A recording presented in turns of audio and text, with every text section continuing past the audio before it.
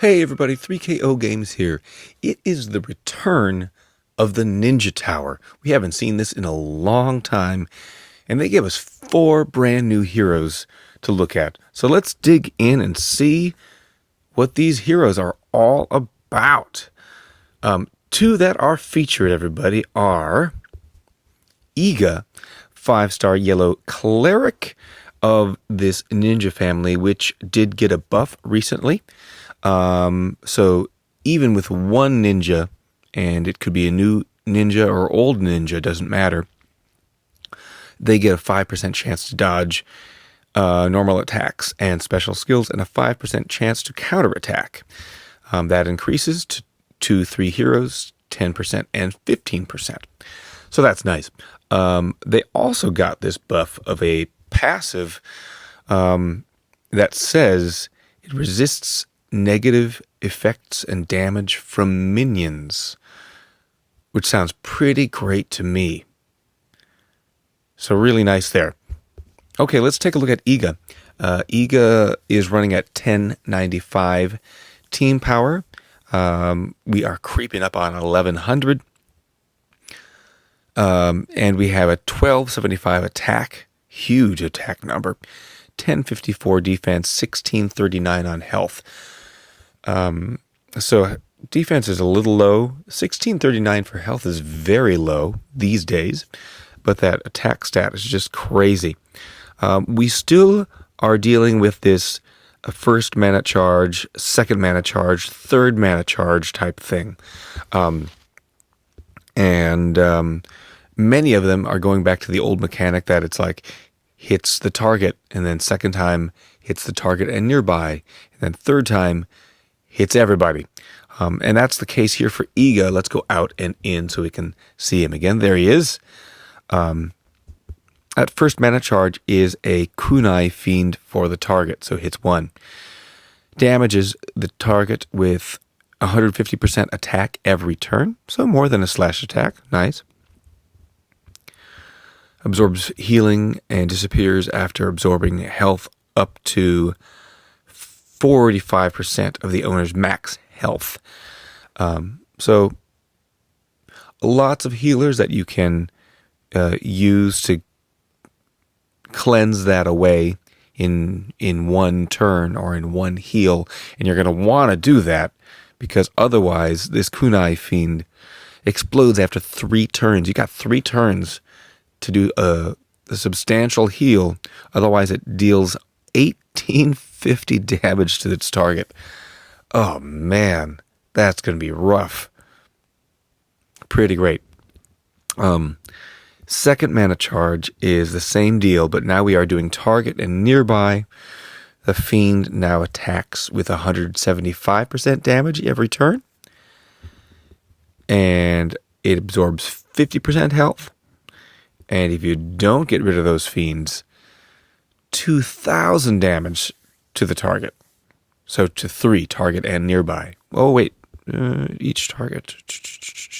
For the target and nearby enemies.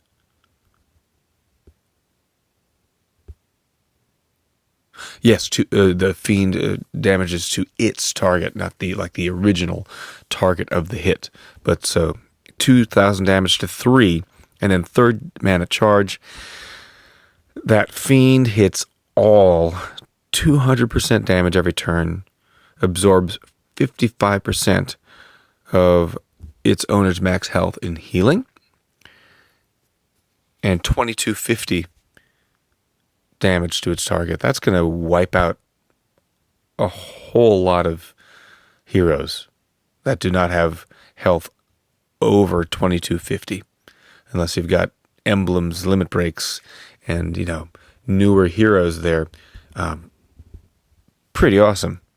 You can see even at max power, this guy's HP is only 2361. So he would barely survive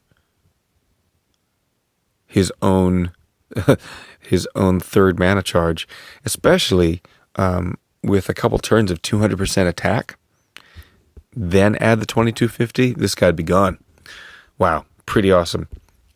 Tora, purple 5-star ranger, and we have the same family and passive. Same family skill, same passive bonus. Or I said that backwards. Same family bonus, same passive skill. Taking a look at her, also 1095, also leaning heavily into attack. Not bad on defense, and health is a little low. So let's put max power preview back on and take a look at the special skill. First charge is 400% damage to the target, and then deals an additional 35% damage for each minion or mega minion owned by the enemies, up to 750% in total. I mean, that's a lot. That's like every enemy has 3 minions. So you're probably not going to get 750% much of the time. But you're going to get more than 400% at a very fast first charge. And this bypasses defensive buffs. Not bad. So I like that this specifically says minion or mega minion. We don't see the same writing here. If they resist negative effects and damage from just regular minions, that's pretty good. If they resist negative effects and damage from mega minions, that's game-changing. So if anyone knows for sure, let me know in the comments, because that's a big difference. Because here they are very clear about minion or mega minion. So my inclination is that they're not going to stand up to all the mega minions and say, nope, you can't hurt me. That would be awesome. Second mana charge is target and nearby. We're going to damage with 425% to each. And again, 35% damage. Additional for each minion or mega minion owned by the whole team, by that whole enemy team. Yep, third mana charge is 450% damage, and that's to all. Tora, very useful hero, especially when dealing with big minion heroes. You know, your new War of Three Kingdom heroes, your Zhuge Liang, Cao Cao, Diao Chan, and Mega Minion heroes that they're going to just know we're going to hit you even harder because you all own all those minions that are so annoying. So, good hero. Oh, here we're going way back to the old ones. Let's scroll back just a little bit. So we got 2 more. We have Chikao, green 5-star monk. And first mana charge is dispels buffs from the enemies on the edges of the formation. 300% damage to those enemies on the edges. Doubled if there is only one enemy alive. And then the enemies on the edges of the formation fall asleep and receive 60% plus 60% increased damage while sleeping. And I think I know what this question mark is going to reveal. Cannot gain mana, cannot attack, but is woken once it takes damage, excluding damage from minions and fiends. Yep. I kind of like I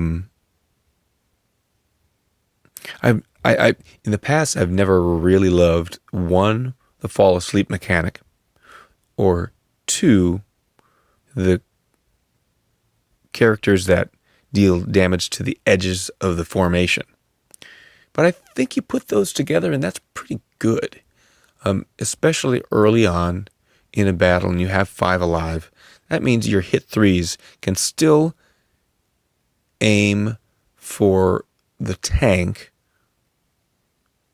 hit the flanks as well, and we're keeping those wings asleep. So they're not gaining mana and they're being attacked. with if you have any minions or fiends, they're going to take some of that damage and not wake up yet. So that's pretty great. Let's see what changes with his second and third mana charge. It's still enemies on the edges.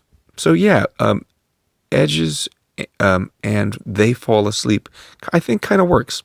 485% damage to them. And then they receive plus 80% increased damage. Third mana charge is, whoa. So we jump from 300 to 485. Nice jump up.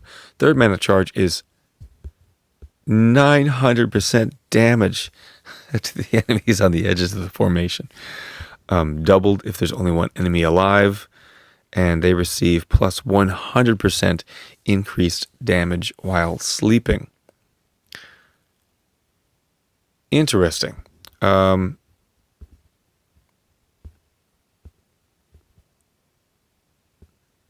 of like Chikao. Let's go back in and look at the last one, and that is Nomad, 5-star red fighter. First mana charge. Oops, I guess we can do this as well. Ooh, 1093. I forgot to look at 1093. Okay. So not quite as high as 1095, but by 2. They're right there. The stats are crazy. But all of the stats are a little low on health. The attack here is pretty crazy high. 1810. Look at that. Man. 400% damage to the target. 600% damage if the target has less than 50% health remaining. So this guy is going to try to finish somebody off, and the damage bypasses the target's minions. Now, here again, they don't specifically say minions and mega minions, so I assume that we don't also get the mega minions in there. It would be awesome if these new ninjas were just here to totally flip the mega minion meta on its head. But I think even by bypassing Diao Chan, Cao Cao, Zhuge Liang, that's pretty strong too. If the target is defeated by the attack, all allies get plus 20% mana generation for 2 turns. That's okay. I would love just all allies get plus 20% mana. But the mana generation is okay. So there are definitely times where you're dealing, especially with these new War of Three Kingdom minion dealers, that they're pretty low on health, and then they get their minions, and you're like, oh shoot, now I have to battle through that again. In that case, Nomad is going to be great by dealing 1, extra damage because they have low health, and 2, bypassing those minions. So an important hero, I think. Second mana charge is, target and nearby, 425%, 638% damage if they have low health. Ooh, and all allies get plus 30% mana generation. Finally, third mana charge is 450% damage to all, 675% if any of the enemies have less than 50% health, and plus 40% mana generation for all allies. So, good hero. I think all 4 of these are going to be pretty great. I think maybe Chikao is the most niche, maybe the most... I mean, I don't think you can use all of them on defense quite as effectively, but still great heroes nonetheless.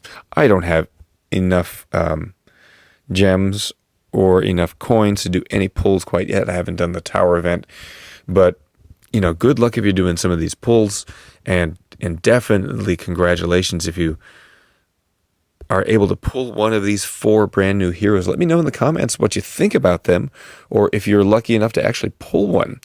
I've been holding on to Epic Troop tokens.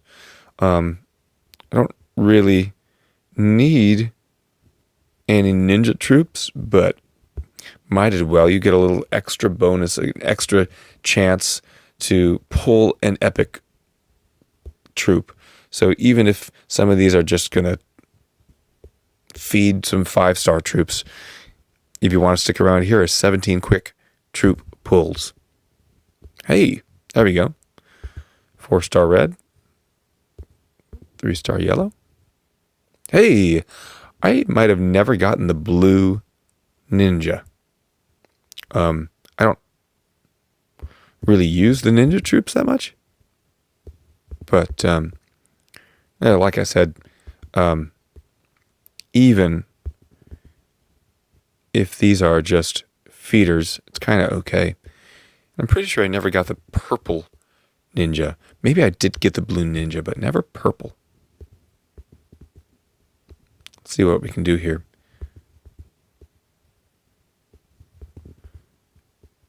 Nothing else very exciting here.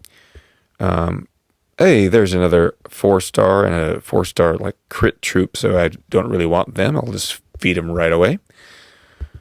Thanks for tuning into the video, everybody. Hope you all have a wonderful day. And that's that. We'll see you next time.